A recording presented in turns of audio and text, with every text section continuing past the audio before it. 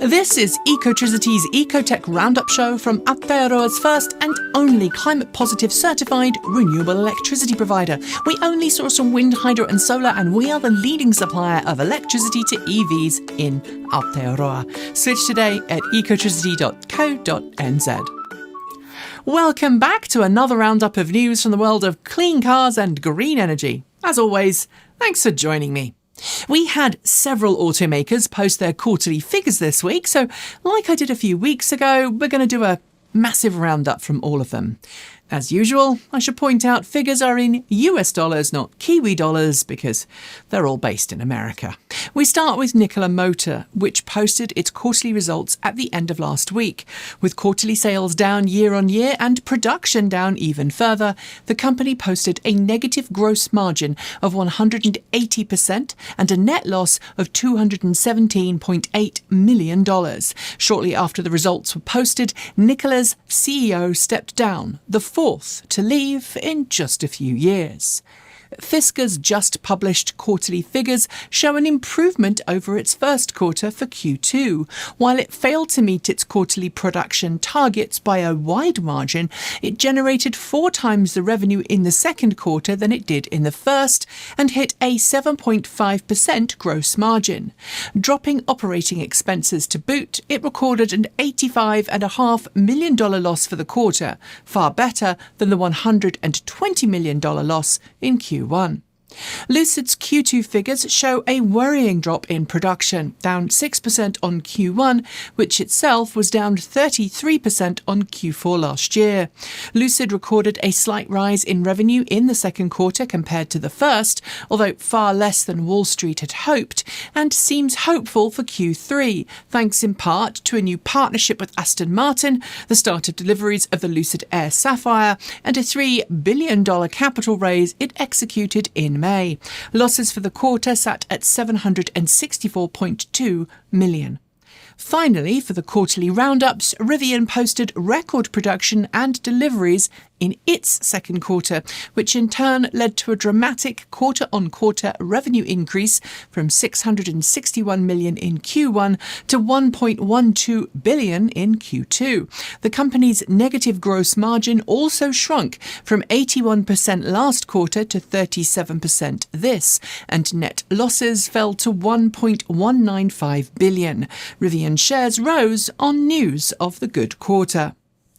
Footage published online by the Wall Street Journal shows graphic detail of accidents under investigation by NHTSA that occurred when Teslas hit stationary emergency vehicles. Due to our editorial policy, we're not sharing the footage here, but citing multiple cases in recent years where Teslas have hit stationary emergency vehicles, the newspaper suggests that flashing lights atop emergency vehicles confuse Tesla's autopilot vision system. It's also worth noting, though, that Tesla has, on multiple occasions, rolled out software updates that we understand were intending to address the issue. In the case of one accident shown, Tesla's autopilot warned the drunk driver behind the wheel of a Model X to pay attention a total of 150 times in the 34 minutes prior to the accident. As always, pay attention and do not drive impaired. General Motors has confirmed that by 2026, all Ultium-based electric vehicles from the brand will be capable of vehicle-to-home operation. Similar to the Ford home integration system offered on the F-150 Lightning electric pickup truck, GM says its vehicles will make use of a special two-way charging station to allow customers to power their homes from their vehicles in a power cut, as well as ultimately allowing them to sell power back to the grid and help alleviate grid demand during peak periods. In its announcement, GM confirmed pickups will get the technology first, followed by its SUV and sedan models, and seemed to suggest an electric coupe is on the way too, so watch this space. Chinese automaker BYD, which is also a massive battery supplier to an increasingly large swathe of the automotive industry, has just celebrated making its 5 millionth new energy vehicle. While some news outlets are incorrectly reporting this as being 5 million EVs, and BYD now appears to produce far more battery electric cars, buses and trucks than plug-in hybrids, the actual term new energy vehicle does include plug-in hybrids, and I've not been able to get the official breakdown of EV versus plug-in hybrid sales. But what is worth noting here is that BYD's growth in production is truly astonishing. It took 13 years to hit 1 million new energy vehicles, 18 months to hit 3 million, and 9 more months after that to hit 5 million. That is some serious growth.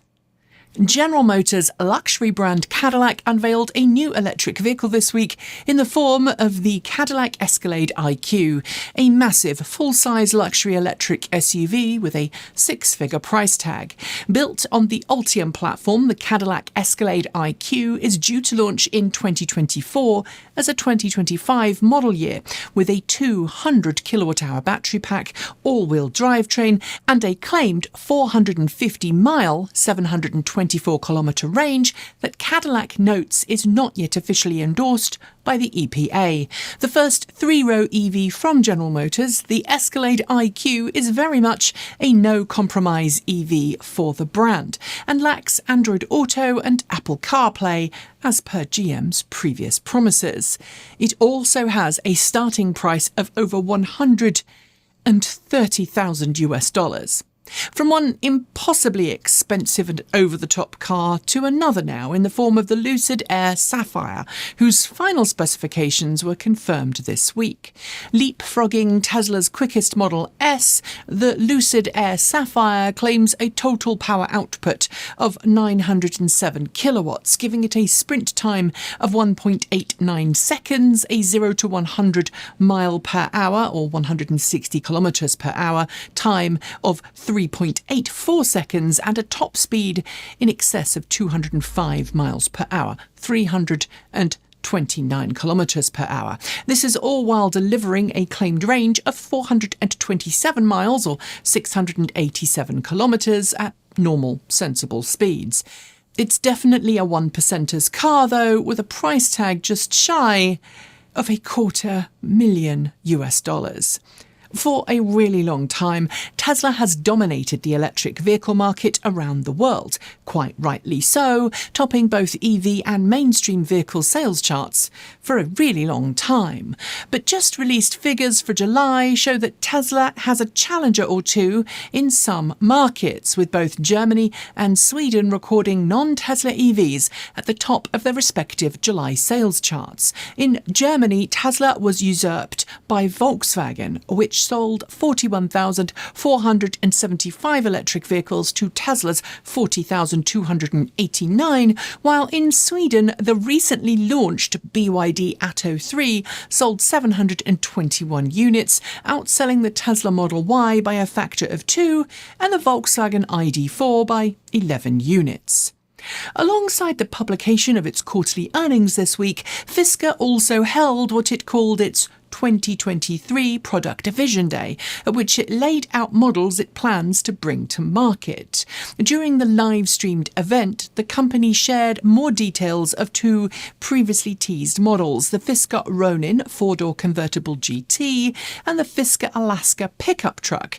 The Ronin claims a 600-plus mile, that's 965 kilometre range, a sprint time of 2 seconds, and seating for 5. The price is close to $400,000, and Fisker did also confirm the sub $30,000 price tag for its Pear EV, due to launch in mid-2025, as well as promising a target $45,000 price tag for its Alaska pickup. So watch this space. Before we get to the last two stories, I have a quick question for you. Are you in the market for a new EV? Because if you are, and you live in Aotearoa, you should pretty much check out our very own buyer's guide at ecotricity.co.nz. It is chock-a-block full with all the information you need to pick a car that's right for you, and includes tons of details about incentives you can get, how to use charging providers, and of course, how to get clean, green, renewable energy at home. So follow that link below and start your journey today. In order to see the world transition from fossil fuels to a lower carbon, cleaner form of transportation and energy, we frankly need more than just personal transportation to be electrified. And in the world of public transit, US company Proterra has been at the forefront of that transition for many years. It's been producing electric buses for a long time, and its drivetrain technology and battery packs can be found in a range of vehicles from both niche and mainstream companies. This week, however, Proterra filed for Chapter 11 bankruptcy protection. It cites what it calls market and macroeconomic headwinds, and it stated in a press release that it is struggling to efficiently scale and is hopeful that Chapter 11 bankruptcy protection will help it restructure for the future. That said, given that some of its customers are pretty well known, I half expect it to be acquired as a going concern. And finally, as electric bicycle technology has become more affordable and more capable, we're seeing a massive growth in the number of electric bicycles that you can buy today. And while some of those e-bikes being sold are well made and road legal, some aren't, which leads to crackdowns designed to remove overpowered models and punish reckless riding behaviour on our roads. This week, we learned that legislators in the state of California might be about to go one step further.